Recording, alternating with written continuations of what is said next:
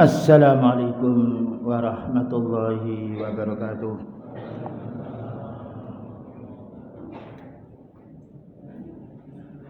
Innal hamdalillah nahmaduhu wa nasta'inuhu wa nastaghfiruh wa na'udzu billahi min shururi anfusina wa sayyiati a'malina.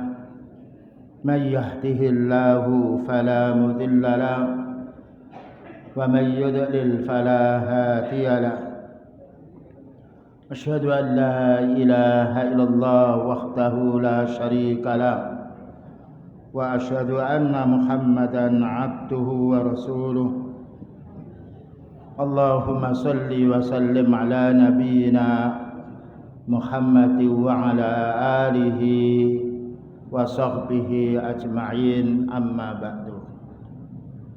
Ma'asyiral muslimin wal muslimat, bapak-bapak dan ibu-ibu yang senantiasa dirahmati dan diberkahi oleh Allah Subhanahu wa taala dengan umur dan juga dengan keimanan.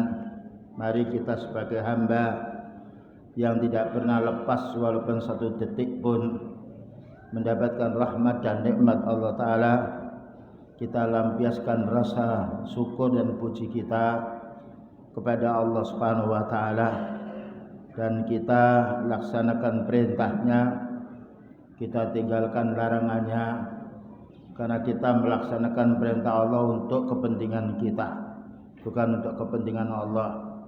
Kita meninggalkan larangan Allah dan Rasulnya agar kita selamat dunia dan akhirat dari siksaannya.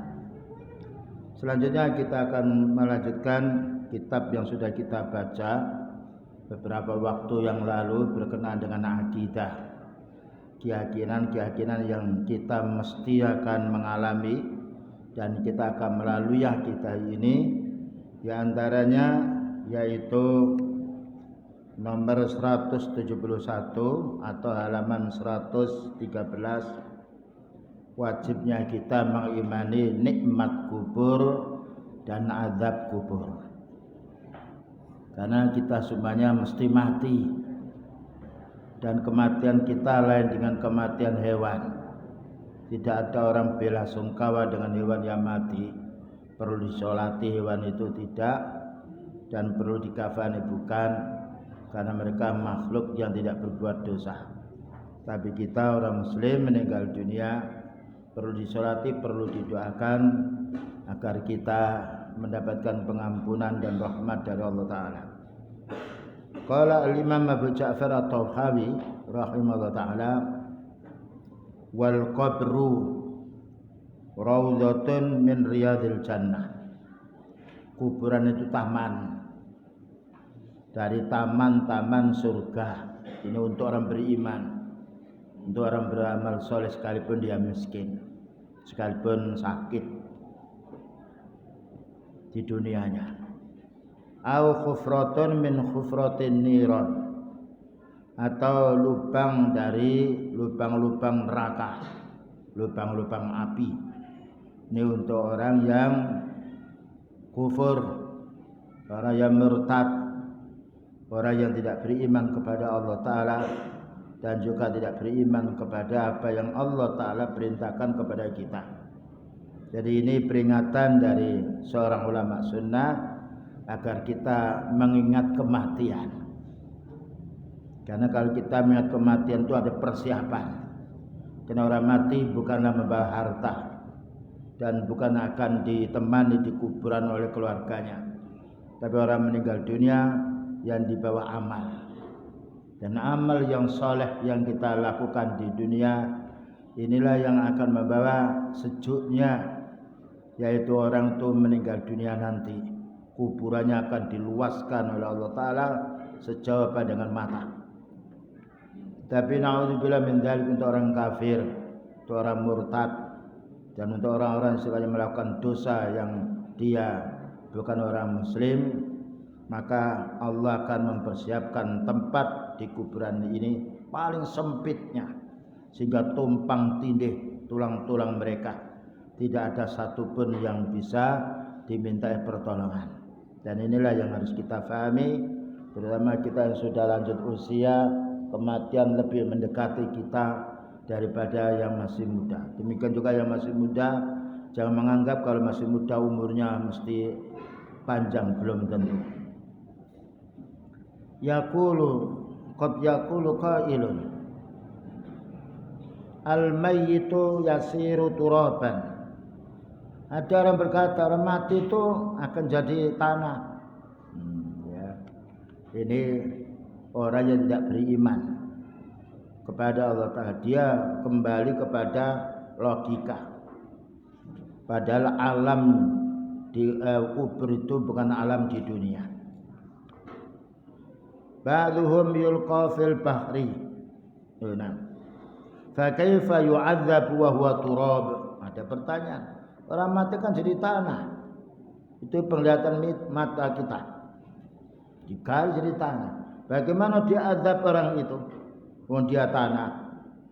Naqulu jawabnya, Allahu qadirun ala ayyu'adzibahu wa huwa turab. Allah mampu untuk mengazab orang itu sekalipun mata manusia melihat orang mati itu sudah jadi tanah.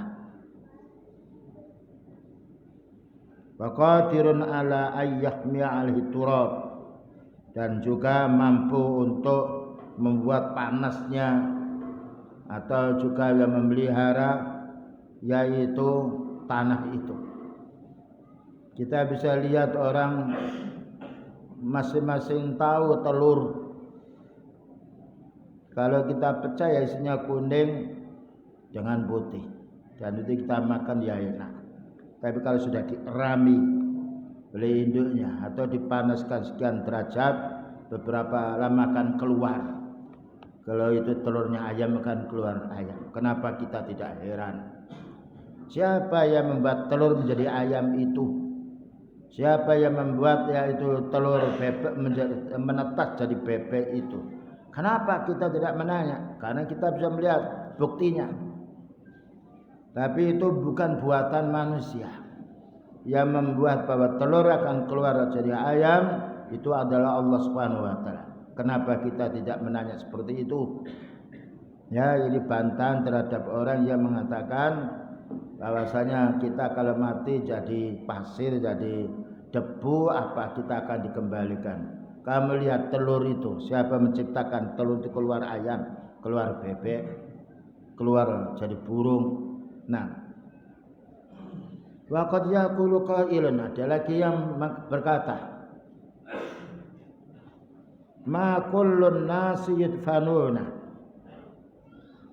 ba'duhum yulqa fil bahri. Tidak semuanya orang mati itu lalu dikubur. Ba'duhum yulqa fil bahri, kadang-kala dilemparkan di laut. Ada lagi orang Buddha dibakar kemudian diseseti, dagingnya itu diambili sehingga tinggal tulang saja. Barangkali mereka juga punya keyakinan kalau tidak dibakar orang itu akan dihisab. Wa ba'dhum ta'kuluhu siba, ada lagi dimakan oleh harimau, binatang buas.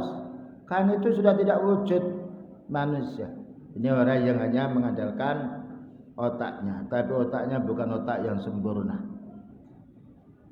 Fa kaifa ya'tihi al-'adzabu, bagaimana datang azab yang sudah hancur? Bukankah kita tahu bahwa kita asalnya mani? Bagaimana bisa menjadi manusia? Bagaimana jawaban mereka? Allah Ta'ala menciptakan, karena manusia tidak bisa membuat manusia. Yaqulu na'am ya'tihil azabu, datang pula azab. Fi ayyi makanin kana, di mana saja berada. Karena Allah Ta'ala maha mampu menghidupkan manusia, mampu mematikan, mampu menghidupkan kembali. Bukankah menurut pikiran manusia membuat satu, menciptakan sesuatu itu lebih sulit daripada mengembalikan sesuatu? Tapi bagi Allah Ta'ala tidak ada yang sulit. Kadzalika ya'tihil malakan, akan datang dua malaikat Munkar Nakir. Sekalipun dia dibakar, sekalipun dia dipotong-potong, sekalipun juga dibakar menjadi abu, Allah akan mengembalikannya manusia. Wal imanu bi hadza huwa min al imani bil ghaib. Mengimani orang mati akan dibangkitkan kembali ini termasuk ilmu ghaib. Ilmu yang tidak bisa dilihat oleh mata manusia. Makanya kita disuruh mengimani yang ghaib. Adapun yang masalah yang zahir yang nampak, kita tidak disuruh mengimani karena mata kita sudah melihat. Oh itu manusia, itu hewan, oh itu tanaman. Tidak ada keheranan bagi kita. Tapi orang-orang yang tidak beriman dia timbul was-was dari syaitan. Ya dibisiki, manusia mati. Sudah sekian tahun tidak ada tulangnya, berserakan bahkan dagingnya dan tidak. Bagaimana mau wujud? Gampang jawabannya, bagaimana kamu bisa lahir? Apakah orang tuamu yang menciptakan ataukah ada yaitu Allah yang menciptakan kita? Wa minal imani bi khabarillahi wa rasulihi. Dan ini termasuk kita beriman tentang kabar Allah Ta'ala dan berita dari Rasulullah Sallallahu Alaihi Wasallam. Makanya Allah Ta'ala mensifat orang mukmin, orang ahli taqwa, alladzina yu'minuna bil ghaibi. Pertama orang itu beriman dengan urusan gaib yang tidak bisa dilihat oleh mata dan tidak bisa dijangkau pula oleh pikiran kita.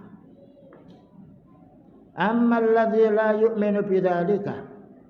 Adapun orang yang tidak mengimani adanya manusia akan diwujudkan kembali oleh Allah Ta'ala setelah mati, wa ya'taqidu ala aqlihi wa fikratihi, dia hanya bersandarkan oleh akalnya dan pemikirannya, fa hadza huwa dhalalul mubin. Ini orang yang tersesat. Ya, makanya orang mukmin itu orang yang paling baik. Apalagi diamalkan keimanan dan ilmu itu. Tidak ada manusia di dunia yang paling baik perkataannya, budi pekertinya, akhlaknya, melainkan para anbiya. Kemudian juga para sahabatnya. Kemudian setelah itu adalah orang-orang yang mengikuti sunnahnya. Lihat orang mukmin kenapa selalu bersandar kepada Allah, tahu apa yang Allah firmankan dan mereka memahami, dan apa yang disampaikan oleh Allah Ta'ala tidak bertentangan dengan akal yang sehat. Kalau orang itu mau menggunakan akalnya yang sehat. Makanya orang itu kalau gila Allah Ta'ala tidak menghisab. Anak kecil yang belum sempurna akalnya meninggal dunia Allah Ta'ala tidak menghisabnya. Tetapi yang dihisab adalah orang yang sehat akalnya. Nah, wa adzabul qabri wa na'imuhu, azab kubur dan nikmatnya, dallat alaihi atillatun minal kitab was sunnah.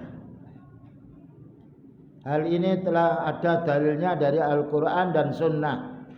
Cuma kita pada waktu sebelum salam kita berlindung pada Allah. Allahumma inni a'udzubika min adzabil qabri. Kalau disebut azab kubur berarti kita ya Allah berilah aku ini nikmat kubur, nikmat di alam kubur. Dan disebut azab kubur karena orang tidak beriman dan dia tidak melihat kenyataan secara zahir di alam dunia ini sehingga mereka mengingkarinya. Bal qala ulama, bahkan ulama berkata innal ahaditsa mutawatiratun an Rasulillah sallallahu alaihi wasallam bihi. Banyak beberapa hadis mutawatir, hadis yang banyak sekali bukan satu dua. Kalau hadis itu batasnya 1 sampai 9 itu dikatakan hadis ahad. Kalau sudah lebih dari itu dinamakan mutawatir, menyebar sehingga orang tidak mungkin akan mengingkari. Maknanya ayat Al-Quran maupun hadis Rasulullah sallallahu alaihi wasallam yang menjelaskan adanya azab kubur dan nikmat kubur itu banyak sekali. Tidak ada mengingkarinya kecuali orang yang mengingkari akalnya yang sehat atau orang itu kafir.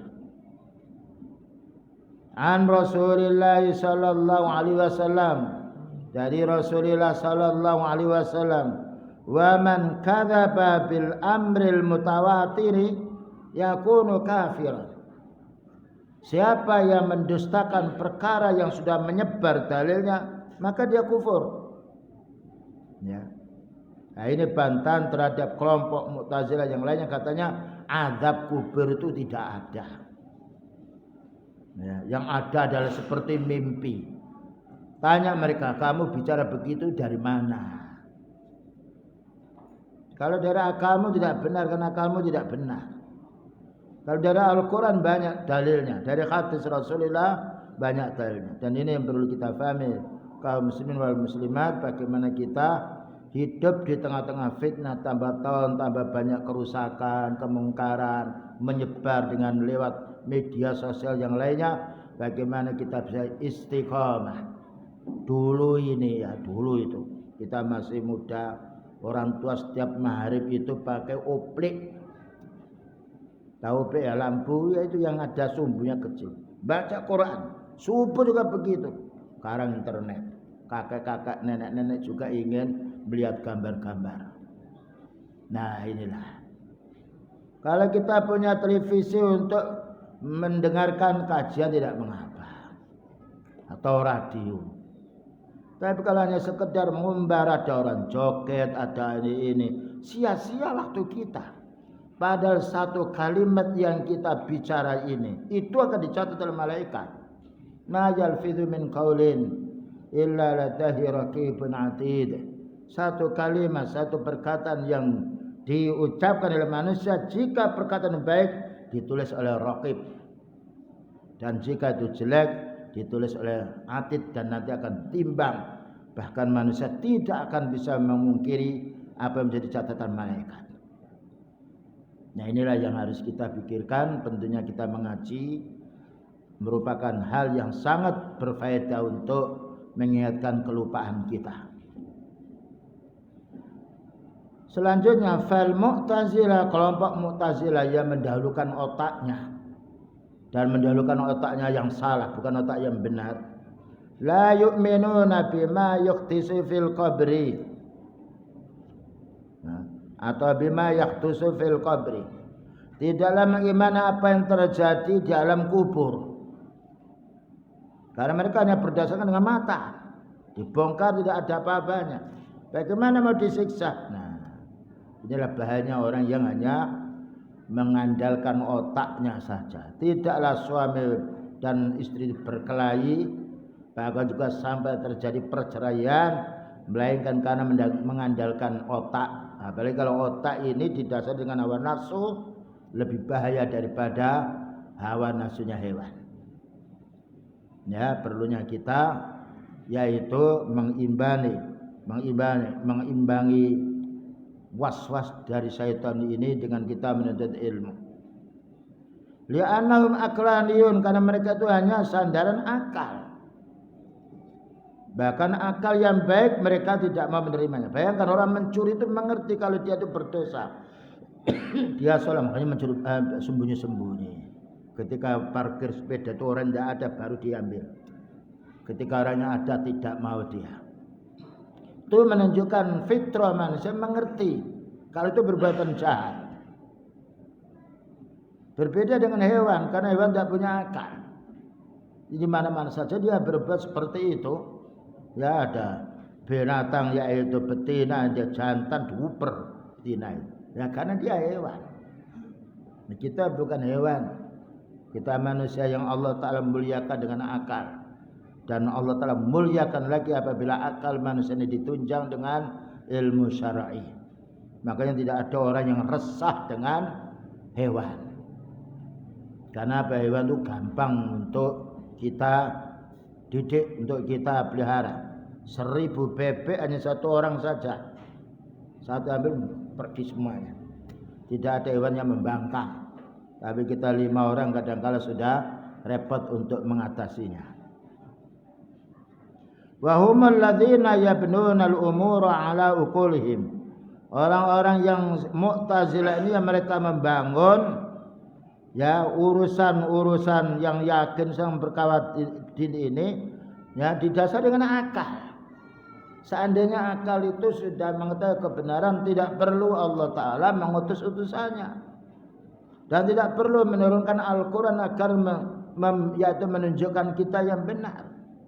Tapi karena otak manusia ini dipengaruhi oleh was-was syaitan, dan manusia punya hawa nafsu, makanya Allah Ta'ala mengutus utusannya, kemudian yaitu dibekali dengan wahyu Allah agar menasihati mereka. Maka orang mengikuti Rasulullah sallallahu alaihi wasallam dan mengimani mengamalkan Al-Qur'an menjadi orang paling baiknya manusia, sekalipun dia miskin tidak mencuri. Walaupun dia kaya tidak menindas. Walaupun punya kedudukan tidak zalim. Nah, ya. Karena keimanan itu yang menjadi sebab dia menjadi orang yang baik. Wa yusammuna adillatas syar'i dhanniyah. Nah, ini bodohnya orang-orang yang menggunakan akalnya saja. Apa mereka menilai bahwa dalil syar'i hadis itu hanya dhanni, dugaan-dugaan tidak benar. Dan ini sekarang banyak orang-orang yang prinsipnya seperti ini, rapat, enggak perlu qala Allah Ta'ala wa qala Nabi. Mengurus urusan masyarakat tidak perlu qala Allah Ta'ala wa qala Nabi. Yang penting yang merasa kuat, merasa wibawa itu yang mengatur, keliru kita. Nah, kalau manusia tidak atur oleh manusia bingung. Ujung-ujung harus perang mereka. Karena lama-lama orang yang kecil diatur, dia menjadi besar ingin melawan yang sudah tua itu. Terjadilah pertempuran. Terjadilah perselisihan, peperangan. Orang mukmin satu dengan yang lain bukan perang dia, tapi innamal mu'minuna ikhwah. Orang mukmin bersaudara. Bayangkan kita ini bapak ibu tidak sama, tempatnya tidak sama. Tapi Allah telah menyatukan kita di rumahnya Allah dengan iman. Seandainya kita tidak memiliki iman, tidak akan kita menuntut ilmu. Makanya tidak ada orang kafir masuk masjid. Ya, tidak ada orang yaitu munafik yang sergap. Orang munafik satu saat masuk masjid karena apa? Ingin menyelamatkan dirinya supaya tidak diperangi oleh orang-orang yang beriman. Wa amma adillatul aqli indahum, adapun dalil akal menurut kelompok Mu'tazilah, menurut kelompok orang yang mengandalkan rasionya, fahiya yakiniyah. Ini yang yakin katanya. Ya, ini berbalik. Inilah hukuman bagi orang yang menolak sunnah. Maka Allah menjadikan mereka ini dengan sebab perbuatan mereka sendiri, akal itu akan menolak sunnah. Makanya kita upayakan jangan sampai kita mendahulukan akal kita, tetapi dahulukan Al-Quran dan Sunnah dan tundukkan akal kita. Karena akal kita ini dipengaruhi oleh nafsu, dipengaruhi oleh perasaan, dipengaruhi oleh mata yang kita melihatnya, dipengaruhi oleh telinga yang kita mendengarnya. Tetapi din tidak ada yang mempengaruhinya, karena itu wahyu. Jadi menurut aqlaniyun mereka bersandar kalau cocok dengan akal diterima, kalau tidak cocok dengan akal ditolak. Itu prinsip orang-orang aqlaniyin, Mu'tazilah, Qadariyah, Jabriyah, Asy'ariyah, Maturidiyah, banyak sekali. Tapi alhamdulillah sekarang dakwah sunnah ini menyebar. Kita bandingkan dengan 15 tahun yang lalu, 20 tahun yang lalu berbeda. Karena Islam sekarang menyebar, lihat media sosial. Sehingga berapa banyak orang ahli bid'ah dia keluar dari kebid'ahan atas izin Allah, atas rahmat Allah. Berapa banyak orang mendirikan kelompok-kelompok tersesat, keluar mereka. Sehingga merasa kehilangan pengikut bagi tokoh-tokohnya yang melakukan kemungkaran. Fahakadha yaqulun, demikian orang-orang yang aqlaniyun. Orang-orang yang hanya yang berdasarkan akal saja, mereka menolak sunnah. Padahal kalau kita tanya, kenapa sholat subuh kok 2 rakaat, maghrib kok 3, tidak bisa menjawab dia. Kalau akal itu bisa menentukan perkara, coba siang ini rubah menjadi malam, tidak bisa. Wahumul Mu'tazilah, inilah kelompok Mu'tazilah yang menyebar di perguruan-perguruan tinggi, yang mengatasnamakan dia perguruan tinggi Islam, tapi banyak aklan yang masuk. Logika dulu. Wa man sara ala nahjihim minal aqlaniyyin fi hadhil usur, dan orang-orang sejalan dengan prinsip-prinsip mereka tersesat ini dari kalangan orang-orang yang mendahulukan otaknya pada zaman sekarang ini. Makanya rusak umat ini karena diatur oleh otak manusia. Dan tidaklah kita terjadi pertengkaran di rumah karena sebab hawa nafsu, bukan sebab din. Lalu al-mu'allif hafizahullah ta'ala menjelaskan kita mana dalilnya, bukan dalil akal. Mana dalilnya dari Al-Quran mau dari sunnah bahwasanya azab kubur itu ada. Ketika azab kubur ada, kebalikannya nikmat kubur juga ada. Wa min atillati azabil qabri, dan di antara dalil azab kubur qaulullah ta'ala fi qaumi fir'aun, firman Allah Ta'ala menjelaskan kaumnya Fir'aun. Nah ini ternyata ada dalil dari Al-Quran. Tapi aklaniyun Mu'tazilah karena sudah yakin akal itu sebagai dalil, apapun wahyu Allah Ta'ala ditolak. Ini bahayanya bagi orang yang mendahulukan akalnya. Makanya Allah Ta'ala berfirman, ya ayyuhalladzina amanu la tuqaddimu baina yadayillahi wa rasulih. Wahai orang beriman, jangan mendahulukan kamu itu akalmu lalu membelakangkan Al-Quran dan hadisnya, jangan. Letakkan dulu di belakang akalmu itu, dulukan Al-Quran dan Sunnah. Karena Al-Quran itu kalamullah, hadis itu adalah wahyu dari Allah yang Allah Ta'ala memerintah nabinya Nabi Muhammad sallallahu alaihi wasallam agar menyampaikannya. Dalilnya azab kubur ada, bukan dari otak, tetapi dari ayat Al-Quran.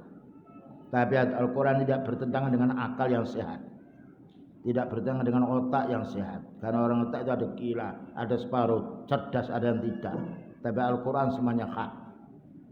Maka Allah berfirman dalam surat Ghafir 46, An-naru yu'raduna 'alaiha ghuduwan wa 'ashiyya wa yawma taqumus sa'atu adkhilu ala fir'auna asyaddal 'adzab. Surat Ghafir atau surat Mukmin ayatnya 46. An-naru neraka. Nah, ini kan azab. Api itu azab, makanya kita harus menjauhi api. Orang menginjak api bisa mati dia, menginjak tanah tidak. Yu'raduna dipaparkan, diperlihatkan. Alaiha atas orang-orang yang mati dalam keadaan kufur, yaitu Fir'aun dan keluarganya. Di mana? Dikubur, di kuburan. Ghuduwan wa 'ashiyah, pagi hari dan juga sore hari diperlihatkan, ya. Nah ini menunjukkan adanya siksa kubur. Orang mengingkari ayat ini kufur, karena tanda keimanan seorang yu'minu billah wa malaikati wa kutubi wa rusuli. Ketika Allah Ta'ala mengazab Fir'aun dan bala tentaranya di alam kubur, itu bukan 50 tahun. Mulai mati sampai nanti bangkit hari kiamat. Itu azab sementara barzah, peralihan antara dunia dan antara akhirat nanti. Singgahnya di alam barzah disiksa dan menjerit makhluk-makhluk yang lain. Dengar, hanya manusia tidak mendengar. Wa yawma taqumus sa'at, ini yang nomor 2. Pada hari dan pada hari bangkitnya hari kiamat, Allah mengatakan adkhilu, masukkanlah ala fir'auna, keluarga Fir'aun yang kufur itu, tapi istrinya tidak, karena istrinya masuk Islam atas dakwanya Nabi Musa alaihissalam. Maka pada hari kiamat masukkanlah keluarga Fir'aun, maknanya Fir'aun dan bala tentara yang kufur, asyaddal azab, kepada azab yang sangat pedih. Tidak seperti azab di alam kubur, lebih sangat lagi. Nah ini dalil yang menjelaskan adanya azab kubur, adanya azab di neraka. Makanya kelompok Mu'tazilah tidak mau menuntut ilmu, pokoknya hidupnya bagaimana menurut dia. Ya, nah ini sekarang berapa banyak orang membahas Islam hanya logika saja, tidak mau berdalil, kesana kemari dongeng. Ya, ini ada kesamaan dengan kelompok Mu'tazilah. Jadi kelompok Mu'tazilah pada zaman sekarang mayoritas. Yang hak itu yang ahli sunnahnya sedikit. yang sedikit dimusuhi, tapi Allah Ta'ala tetap menolongnya, karena itu sudah janjinya Allah. Karena itu pada zaman sekarang ini dengan adanya media sosial menyebar ya, kesempatan mereka untuk menampilkan subhat-subhat, kerancuan-kerancuan. Maka Allah Ta'ala memberi kemampuan pula kepada yang beriman menyampaikan yang hak ini lewat media sosial pula, agar menjadi bukti bahwa Allah Ta'ala telah menjelaskan Islam ini lewat yang beriman, sehingga tidak ada alasan orang yang masuk neraka karena mereka tidak mendengarkan yang hak. Faqauluhu an-naru yu'raduna, maka firman Allah Ta'ala, neraka itu diperlihatkan alaiha kepada Fir'aun dan keluarganya ini, ghuduwa wa asyiyah, pagi dan sore, hadza fil qabri, ini di kuburan. Orang mukmin juga begitu. Ketika sudah di alam kubur, ketika sudah dikubur, pengantarnya pergi, didudukkan. Di ujiannya 3 pertanyaan. Man rabbuka, siapa Rabbmu? Siapa yang menciptakan dirimu? Karena dia bertauhid, ahli ibadah, Allah memudahkan untuk jawab Rabbi Allah. Rabbku, penciptaku, yang memenuhi kebutuhanku, yang menciptakan diriku hanya Allah. Wa man nabiyyuka, siapa nabimu? Jawabnya Nabi Muhammadin sallallahu alaihi wasallam. Nabiku adalah Nabi Muhammad sallallahu alaihi wasallam. Karena apa? Setiap hari, setiap saat selalu membuka hadisnya beliau dan selalu mengamalkannya. Orang itu lihat kebiasaannya. Lihat, kalau orang itu sakit keras, kebiasaan beriman yang disebut Allah, istighfar, astagfirullah. Kalau orang itu kufur, mencaci dia. Bahkan kadang-kala rupa mukanya itu membuat takut keluarganya. Menjerit dia, berteriak keras. Ya. Sedangkan yang mendengarkan tidak tahu kalau itu ada malaikat yang mencabut rohnya. Nah, jadi orang itu lihat tentang kebiasaan. Kalau orang mukmin sakit dia, walaupun mengeluh tidak seperti orang kafir. Ketika dicabut nyawanya tidak seperti orang-orang yang kufar. Ini perlunya kita meningkatkan keimanan.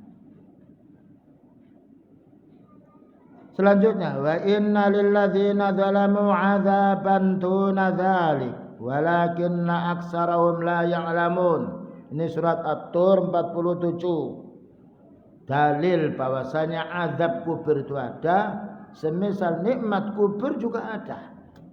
Nikmat kubur, maka ketika orang mukmin setelah meninggal dunia ditanya 3 pertanyaan, selesai dibukakan pintu surga.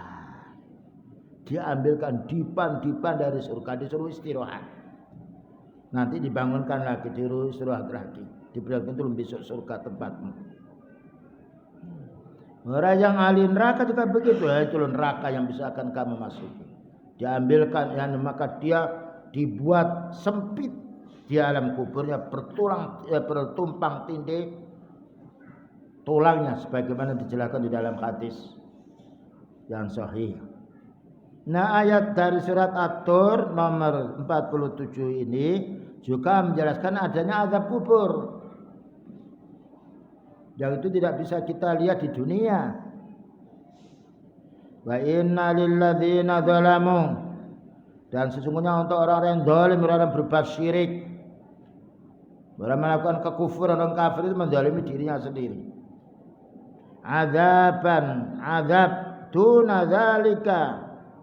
Makna duna dzalika itu azab kubur.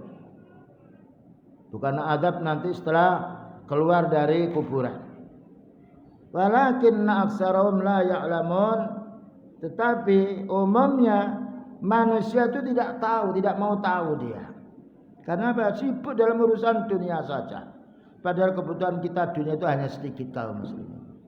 Makan satu porsi 250.000, kalau sudah masuk perut sama saja yang satu bungkus 5.000. Ya, rasa itu hanya di lidah. Kalau sudah masuk perut sudah tidak ada rasa lagi. Itu dunia, mata'un qalil, kenikmatan sedikit. Mata'ul hurur, kenikmatan yang menipu. Faqauluhu, katanya Syekh Shalih Fauzan hafizahullah taala, maka firman-Nya adzaban tuna dzalik qalu innahu adzabul qabri, itu adalah azab kubur. Silakan baca di dalam tafsirnya surat At-Tur 47. Wakilah, ada yang mengatakan wal adzabu fid dunya. Tidak mengapa. Karena sebelum ada kubur azab dunia. Ma yusibuhum minal qatli, yang mana mereka dibunuh ketika perang kalah mereka. Wasabi, dan kadang-kala ditawan. Ya, ditawan. Wa darbil jizyati, dan harus bayar pajak. Di orang kafir kalau tinggal di negara orang Islam harus bayar pajak karena menyewa. Dan harus tunduk pada peraturan kaum muslimin seperti orang kafir zimmi yang lainnya. Wa ghairi dzalika, dan selain itu pokoknya terazab orang kufar walaupun untuk kelihatannya baik ya. Terutama terazab hatinya, gelisah, bingung seperti orang munafik.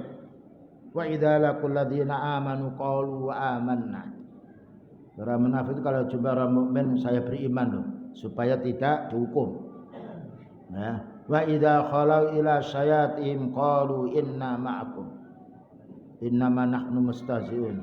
Ketika kembali kepada temannya munafik, kami ini bersama kamu loh. Jadi enggak punya pendirian.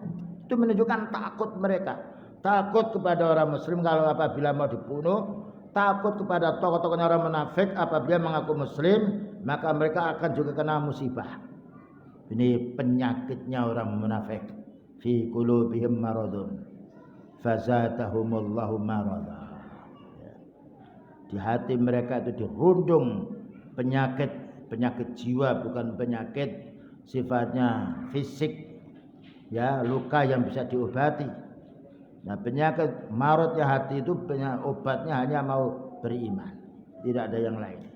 Walaupun mereka punya harta, punya ini, tapi hatinya ya gelisah. Tapi orang mukmin lain. Ya. Nah, orang mukmin hatinya dibuat oleh Allah Taala tenang, la khaufun alaihim wa la hum yahzanun. Tidak ada rasa takut, gelisah hati mereka. Karena mereka itu orang yang mukmin, orang yang beriman kepada Allah, beriman adanya hari pembalasan. Ya, sehingga di mana saja karena mereka merasa dijaga oleh malaikat. Ya. Orang mukmin itu Allah Ta'ala menyuruh menjaga, malaikat menyuruh menjaga. Kalau maksiat, malaikat menjauh. Kalau taat, ya dah. Makanya ketika perang Badar, Rasulullah SAW pindah dari kota Mekah menuju ke Madinah itu tujuannya untuk hijrah. Tidak ada tujuan untuk perang. Tiba-tiba di tengah-tengah perjalanan dari sumur yaitu Badar itu 1000 orang kafir menyerang. Nah, walaupun tidak ada persiapan perang, tapi beliau dan para sahabatnya beristighosa kepada Allah. Disebutkan di dalam tafsir Ibnu Katsir, beliau mengatakan, ya Allah, kalau hamba-Mu ini sampai mati di sini, ya Allah, tidak ada di permukaan dunia ini orang yang akan membela agama-Mu.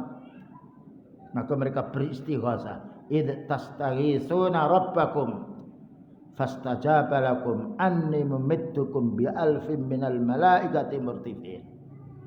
Nah, kekuatan iman kaum muslimin, Allah yang menolongnya. Ingatlah ketika kamu, wahai Nabi dan para sahabat, beristighosa, maknanya minta perlindungan kepada Allah, bukan beristighosa kepada jin, pada orang mati. Tidak, orang mati itu butuh kepada orang hidup. Ya, jadi orang hidup butuh orang hidup, orang mati butuh orang hidup. Makanya kalau mati kita sholati kalau mereka mukmin. Ketika Rasulullah SAW dan juga para sahabatnya berlindung kepada Allah Ta'ala dari permusuhan orang kafirin, fastajaba lakum, maka Allah Ta'ala memenuhi doanya para nabinya. Anni mumiddukum bi alfin minal malaikati murtifin. Didrop oleh Allah Ta'ala 1000 malaikat. Siapa yang bisa melawan malaikat? Maka orang kafir tercengang saat itu. Tadinya hanya 300, ke sekarang malah 1000 lebih. Padahal orang mukmin tidak tahu kalau itu ada bantuan yang bisa dilihat oleh kaum muslimin, bahwa itu malaikat. Tapi Allah Ta'ala yaitu memberi penjelasan kepada nabinya bahwa mereka orang kafir yang tentaran 1000 itu ternyata orang muslim dilihatnya lebih daripada 1000, sehingga menjadi ketakutan. Subhanallah, tidak bisa itu direkayasa oleh otak kita. Bayangkan pergi diusir dari kota Mekah menuju ke Madinah, ya 300 orang di tengah perjalanan dihadang oleh musuh. Tapi karena kekuatan iman inilah Allah berjanji, ya ayyuhalladzina amanu in tansurullaha yansurkum wa yutsabbit aqdamakum. Ini perlunya kita selalu zikrullah di mana tempat. Terutama kita di tempat-tempat yang rawan. Jangan lupa sebelum berangkat baca a'udzu bikalimatillahi tammah min syarri ma khalaq. Aku berlindung dengan menyebut kalimat-Mu ya Allah yang sempurna dari semua kejahatan makhluk, dari jinnya, dari manusia, dari ularnya, dari sihirnya, dari orang jahat. Maka barang siapa yang dia keluar dari rumahnya berdoa dengan itu, la yadurru syai'un hatta yartakhila min maudhi aw min makani. Maka tidak ada satu pun makhluk yang bisa membahayakan dia sampai dia kembali ke tempat tujuannya. Nah, ini perlunya membentengi diri kita selalu zikrullah, terutama di beberapa tempat atau di tempat-tempat yang sangat rawan. Selalu zikrullah karena Allah Ta'ala yang menjaga kita, dan Allah janji dzalika bi annallaha maulal ladzina amanu. Yang demikian juga karena Allah hanya menolong hambanya yang beriman. Yang kufur tidak ditolong sekalipun jumlahnya banyak, sekalipun kekuatan fisik menakutkan, tetapi kekuatan Allah Ta'ala tidaklah dikalahkan oleh kekuatan hambanya. Naam, maka wal ayat tasmalu al maknayaini. Ayat ini mengandung dua makna. Wa qauluhu ta'ala, yaitu azab di dunia dan azab di kubur. Belum lagi nanti azab di akhirat. Dan Allah berfirman di dalam surat As-Sajdah ayat nomor 21, wala nudhiqannahum minal adzabil adna dunal adzabil akbar la'allahum yarji'un. Ini dalil yang nomor 3. Adanya azab apa tadi? Azab kubur. Ya. Ini bantahan terhadap orang yang menyembah akalnya, yang menyembah hawa nafsunya. Maka Allah Ta'ala berfirman, wala nudhiqannahum, dan kami akan memberikan rasa kepada mereka, akan mengenakan kepada mereka minal azabil adna, ya dari azab yang lebih rendah daripada azab di akhirat nanti. Azabul adna di sini adalah azabul qabri. Karena azab di akhirat min asyaddil azab, paling sangatnya azab. Makanya kita ketika mau salam berlindung kepada Allah Ta'ala, Allahumma inni a'udzubika min azabi jahannam, paling besarnya dulu, lalu baru wa min azabil qabri, menengahnya. Nah, wa min fitnatil mahya wal mamat, dan itu paling rendahnya. Jadi orang ketika orang mukmin mendapatkan sengketa dan yaitu ya penganiayaan dari orang-orang kufar di dunia, itu paling rendah. Paling beratnya di alam di akhirat nanti, di jahanam. Makanya kita berlindung kepada Allah Ta'ala dari 3 tadi. Pertama dari azab neraka jahanam, yang nomor 2 sebelumnya dari azab kubur, demikian juga dari fitnah kita hidup di dunia ini. Apa katanya Allah? Dunal azabil akbar, sebelum azab yang besar, sebelum azab di akhirat. La'allahum yarji'un, barangkali mereka sadar mau kembali. Ya, banyak sekali ayat yang kalau kita membaca Al-Quran dan kita paham maknanya, bahwa kita ini masih banyak yang lupa, bahkan melupakannya. Inilah perlunya kita setiap saat harus membaca ayat. Ya, jangan sampai hanya habis saja dilihat. Terutama kita saat sudah lanjut usia, ingatan kita kepada kematian lebih dekat. Ya, jangan sampai cita-cita urusan dunia sudah lanjut usia masih panjang. Maka bagaimana kita mencari bekal setiap saat di mana saja, ya, terutama kalau sudah kita lanjut usia ini, agar kita meninggal dunia bekal itu yang kita bawa. Al-adzabul adna, di sini minal adzabil adna huwa adzabul qabri, yaitu azab kubur. Wal akbaru dunal adzabil akbar wa huwa adzabu yaumal qiyamah. Masuk pula juga azab di nerakanya nanti, naudzubillah min dzalik. Nah, itu dalil dari Al-Qur'an. Banyak sekali. Cuma Syekh Fauzan menjelaskan hanya 3 ayat, tapi bukan hanya 3 ayat ini kalau kita telusuri di ayat-ayat yang lain. Ammas sunnatul mutawaf, ammas sunnatu, adapun dalil dari hadis yang menjelaskan adanya azab kubur dan nikmat kubur. Kalau ada azab ada nikmat. Ada dunia ada akhirat. Ada mati ada hidup. Fatawataratil hadisu, hadisnya mutawatir, maknanya banyak sekali hadisnya. Bi isbati adzabil qabri, dengan adanya azab kubur. Cuma manusia di dunia belum bisa merasakan azab kubur. Seandainya tahu azab kubur begitu, dia ada orang murtad, tidak ada orang kafir, semuanya orang mukmin. Tapi hewan-hewan, ayam, yang lainnya itu mendengar azab kubur, mendengar jeritan orang diazab di kubur itu. Minha, di antara dalil dari hadis Rasulullah sallallahu alaihi wasallam, yang mana kita wajib mengimani azab kubur ini.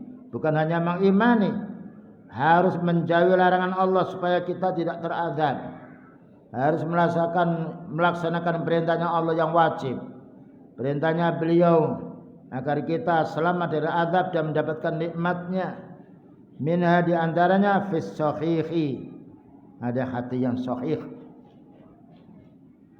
annahu sallallahu alaihi wasallam marra ala qabraini, beliau lewat 2 kuburan. Ini kekhususan beliau. Kalau kita tidak tahu orang diazab di kubur, tahunya dengan dalil. Kalau beliau karena namanya seorang nabi mukjizat, mendapatkan yaitu keistimewaan, diberitahu. Faqala innahuma la yu'adzabani, 2 ahli kubur disiksa. Kita harus beriman kepada beliau, karena beliau bicara bukan dengan hawa nafsu. In huwa illa wahyu yuha, tapi itu wahyu yang diwahyukan. Innahuma la yu'adzabani, sesungguhnya 2 ahli kubur disiksa. Beliau bicara seperti itu kan dapat wahyu. Wa ma yu'adzabani fi kabirin amma annahu kabir. Menurut mereka, bukanlah mereka ini disiksa karena dosa besar, tapi ini dosa besar, disiksa pula. Au bala innahu lakabirun, atau memang benar itu adalah azab yang besar. Amma akhaduhuma, adapun salah satu di antara keduanya ini, yang satu-satunya ini, fakana yamshi bin namimah, kalau dia itu pergi selalu mengorek, selalu menggunjing orang. Nah, sekarang menggunjing ini bukannya lewat, yaitu mulut ke mulut, ya, lewat di internet dia, dan juga lewat pula temannya yang lainnya. Makanya kita jangan sampai menggunjing namimah, ya, menyebut sufulan padahal tidak ada buktinya, mengadu domba satu dengan yang lainnya. Karena itu apabila kita mendapatkan berita dari internet, jangan ditelan dulu, tapi kita lihat dulu, nanya orang punya ilmu. Tapi kalau kita selamat tidak melihat gaya-gaya di internet, insya Allah kita selamat. Karena di situ halal haram, penipuan masuk semuanya lewat media. Siapa yang bisa meneliti kalau bukan orang beriman? Dan kalau sudah melihat internet itu, gaya kita tuh inginnya enggak mau 5 menit sampai 2 jam. Baca Quran 5 menit ngantuknya datang. karena banyak dosanya. Ya. Tapi kalau orang itu sudah membiasa baca Al-Quran, ketagihan dia, merasa punya hutang belum membaca Al-Quran. Ya, maka dijelaskan di sini yang pertama disiksa bukan membunuh orang. Disiksa karena apa? Memfitnah orang, satu sama lain difitnah. Sekarang zaman fitnah. Yang nomor dua, wa ammal akharu, adapun yang lain disiksa fa innahu la yastabri'u min baulihi, tidak bersih dia ketika kencing. Ya, perlunya kita membersihkan pada waktu kencing. Nah, bayangkan ini. Sekarang berapa banyak orang kebelet dia diparkir mobilnya, dia kencing berdiri. Bahkan juga kadang tidak perluan, langsung dimasukkan saja ke katoknya atau celananya. Tambah bersih. Na'udzubillah min dzalik. Ya. Padahal kalau ini kita pahami, penyebab orang itu diazab dengan dosa seperti itu, diazab. Bagaimana lebih daripada dosa ini? Hutang tidak dibayar, pekerjaannya memfitnah orang, menipu orang, nah, ya, menindas orang, hati-hati. Tidak kena di dunia, mesti kena di kuburannya. Dan kalau sudah di kuburan, siapa yang bisa menolong kita? Wa taqatta'at bihimul asbab, putus hubungan kerabat. Yauma yafirrul mar'u min akhi wa ummihi wa abi wa sahibatihi wa bani likulli imri'in minhum yauma idzin sya'nu yughni. Besok pada hari kiamat itu orang itu akan lari dari istrinya, dari anaknya, dari bapaknya, ya, dari keluarganya, semuanya. Mereka sibuk dengan dirinya sendiri. Karena dahsyatnya hari kiamat. Jangankan hari kiamat, kalau orang naik mobil, na'udzubillah min dzalik, ya, tabrakan, yang satu luka kaki, yang satu patah tangan, yang satu otak, tidak bisa menolong saudaranya. Masing-masing mengeluh karena kesakitannya.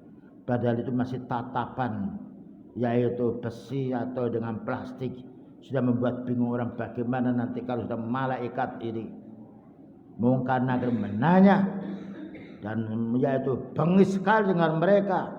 Tidak ada satupun yang bisa menolong kecuali amalnya yang soleh. Wakadzalikal hadis sahih, demikian juga hati yang sahih, alladzi amara fihi Nabi sallallahu alaihi wasallam bil isti'adzati min arba'in. Demikian juga hati yang sahih yang mana Rasulullah sallallahu alaihi wasallam memerintahkan agar kita minta perlindungan kepada Allah Ta'ala dari 4 perkara ini. Disebut yang paling besar dulu, yang tidak ada orang bisa melihat kita dan tidak ada yang bisa menolong kita. Pertama, a'udzubillahi min adzabi jahannam. Sebelum salam kita dianjurkan ini. Ya Allah, aku berlindung kepada Allah dari azab jahannam. Kalau orang berdoa ini harus menjauhi azab, harus menjauhi dosa. Dia berdoa Allahumma inna a'udzubika min adzabi jahannam, tapi berbuat syirik, masih mendolimi orang, melakukan bid'ah, melakukan kemaksiatan. Apa faedahnya dia mohon kepada Allah sedangkan dia pekerjaannya masih melakukan dosa? Makanya sholat ini ikhwan tanha anil fakhsha wal munkar, membendung. Jadi kita fahami, jangan sampai sudah 15 tahun 20 tahun sholat tidak tahu artinya doanya sholat. Ya. Internet seluruh dunia diketahui, diajari bahasa Inggris sampai diajari. Sholat doa yang itu hanya sedikit tidak dipelajari. Ini kekeliruan kita.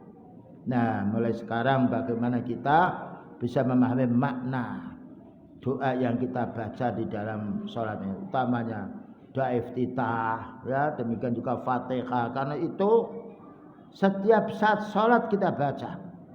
Demikian juga surat-surat yang pendek. Menghafalkan ini mudah, cuma malas kita kalau urusan akhirat ini. Kalau urusan dunia, ya, labanya garam walaupun 5 rupiah, kepanasan dikumpulkan dia. Tapi urusan din kita ini terus terang saja kita ini masih malas, masih kalah dengan tamak kita dalam urusan dunia. Padahal mati dunia itu enggak kita bawa. Yang kita bawa amal kita. Ini yang harus kita ingatkan diri kita, keluarga kita, jangan sampai yaitu kesenangan dunia ini mengalahkan urusan ibadah kita. Pertama azab jahannam, karena paling besarnya. Yang nomor dua min azabil qabri.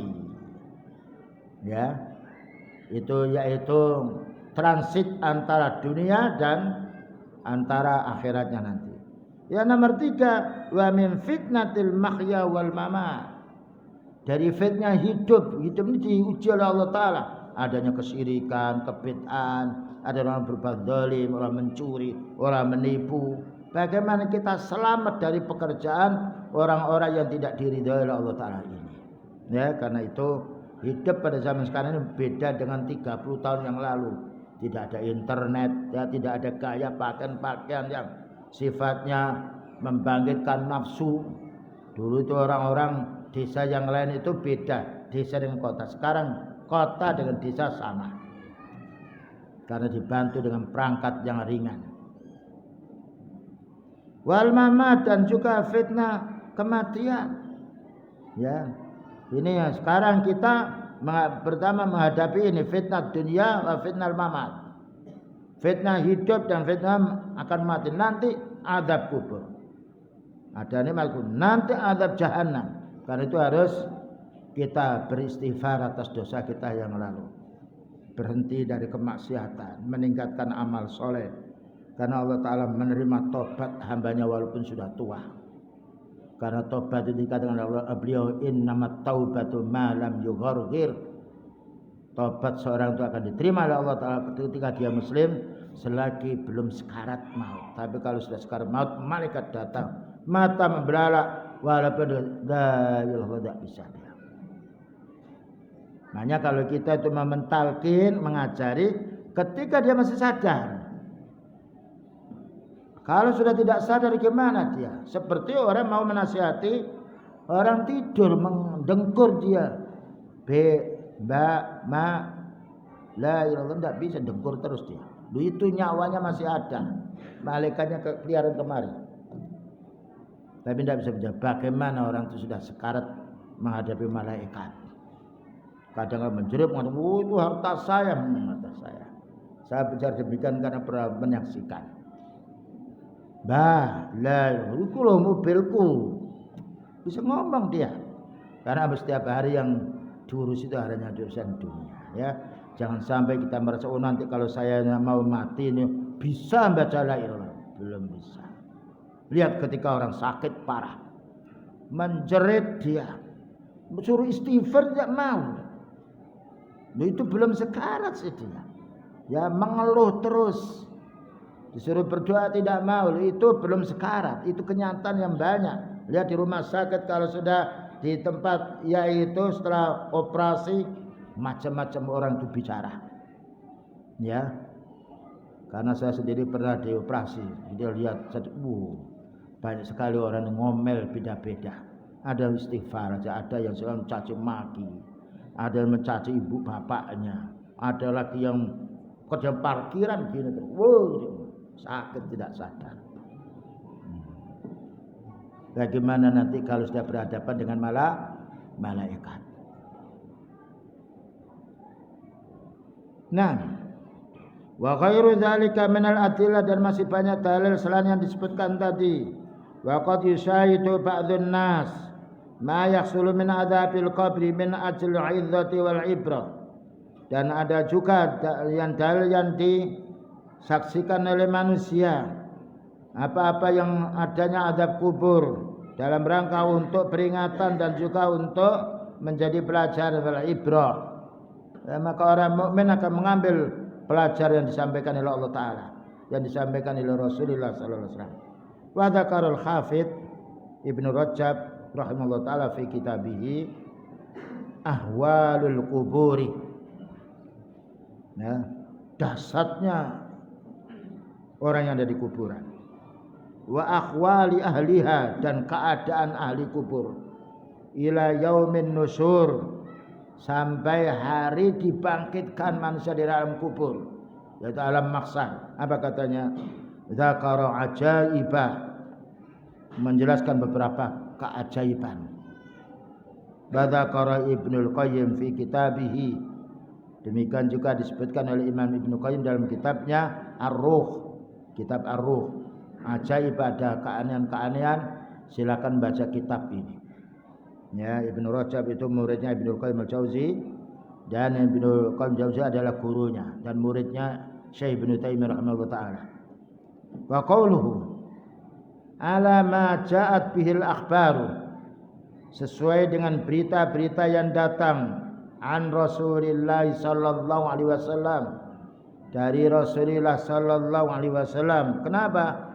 Li'anna ma fil qabri minan na'imi wal adab, karena urusan di kuburan berupa nikmat dan azab, min umuril ghaibi, itu urusan yang tidak bisa dilihat oleh mata kita, yang tidak bisa dijangkau oleh pikiran kita.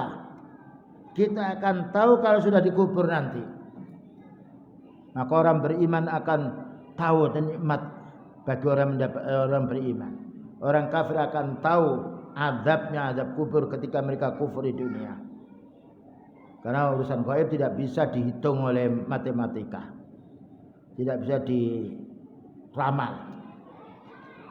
Fala nasbutu illa ma ja'a bi dalilun, maka kita tidak menetapkan dalam masalah urusan azab kubur dan nikmatnya ini kecuali dengan dalil.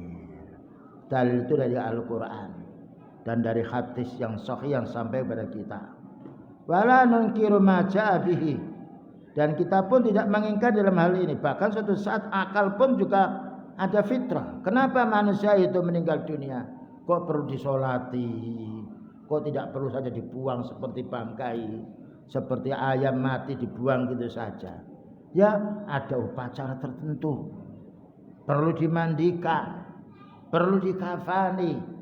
Bahkan juga orang kafir seperti yang agama yang lain itu perlu dikasih linggis, senjata di kuburan itu. Nah, ya. Apa? Ada maksud ini, ada fitrah yang ada. Ya, dibangunkan pula, bahkan pula dikasih dipa di situ.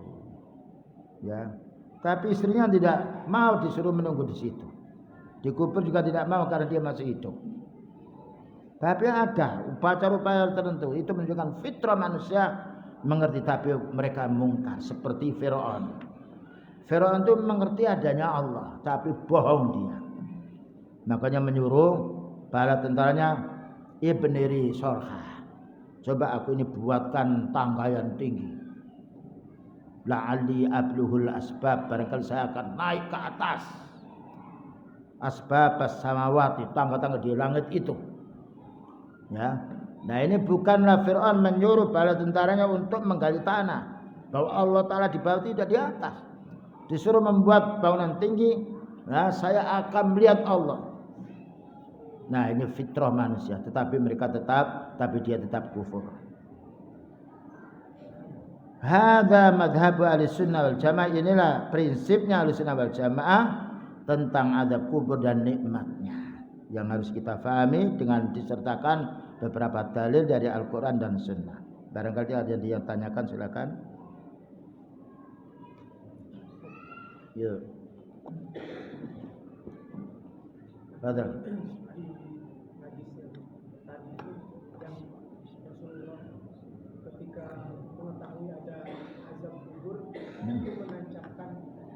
Ya, pelapa kurma.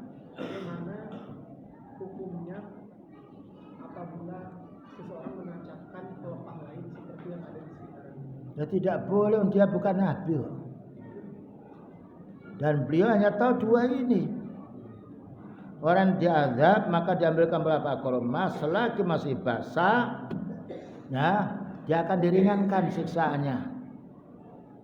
Itu kekhususan beliau. Dan urusan gaib ini beliau tahu kalau Allah Ta'ala ngabari. Nah, dengan dasar ayat, ya, alimul ghaibi wasda, dengan dasar ayat, masih itu ada. Nah, alimul ghaibi fala yudhiru ala ghaibihi ahada illa man irtada mir rasul. Allah yang maha tahu urusan gaib. Allah Ta'ala tidak memberikan kabar perkara gaibnya siapapun kecuali para utusan yang diridhoi Allah. Tapi terbatas. Dengan bukti ketika perang Uhud, sahabatnya banyak meninggal dunia, beliau juga terluka kepalanya, giginya pecah, tidak tahu sebelumnya. Dan juga ketika perhiasannya Aisyah jatuh pun tidak tahu pada waktu pepergian. Jadi anbiya mengetahui urusan gaib itu ketika Allah Ta'ala memberitahu. Kalau tidak memberitahu ya tidak tahu. Dan itu bukan semuanya urusan gaib, tapi sebagian sebagai bukti bahwa itu adalah utusan Allah Subhanahu wa taala. Nah, yang lain.